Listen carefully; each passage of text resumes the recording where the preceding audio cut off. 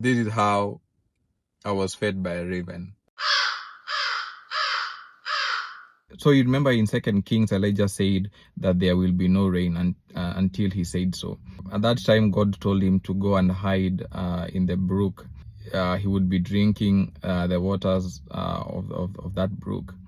And God commanded the raven to come and feed him bread and meat every day, bread and meat in the morning and in the evening.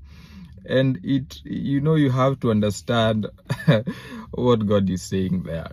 And you see of all the animals that he sent to give Elijah food was a raven. If you ever seen how ravens are very greedy. Ravens are even sometimes considered to be evil.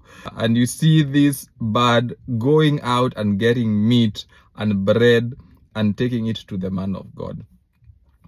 You see how God can use anything to provide, and that is the thing that I want to share with you today, and how he uses a raven. A raven is greedy. A raven is just looks out for itself, and it's unfortunate that in the industry that I am in, which is the trucking industry, there are people I see them and they remind me of ravens, and not all of them. And these are some of the brokers that we have, that they will take so much from the pay that they will just give you crumbs. They are so greedy, and yet you are the one who's doing all the work, and that is what is contributing to the collapse of the trucking company in the US. But the amazing thing is that God sends a raven among these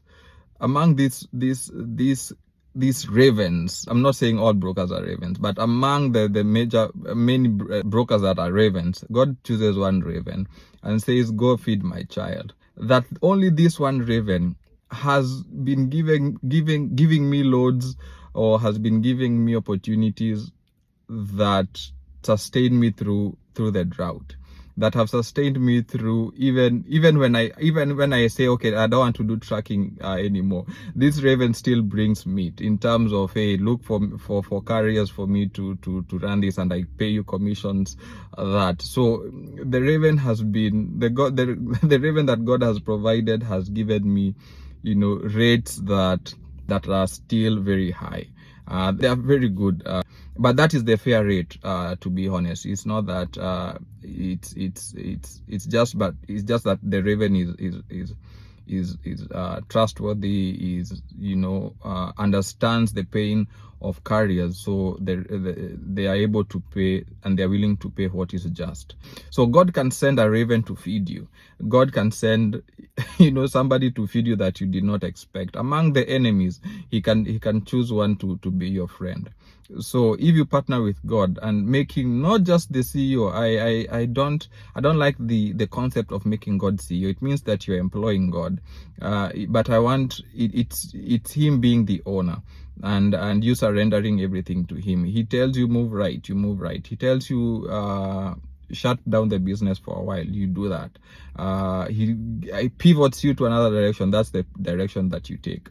So hey, that's how the raven fed me and has been feeding me, and I don't mean that in any sense in a diminutive way, but it's just an analogy I'm picking from the Bible. But yeah, that is what God can do. So trust him, invite him to your business. If you don't know how to do it, hey, always reach out to me. I can guide you. We can have discussions. Yeah. God bless you. Bye.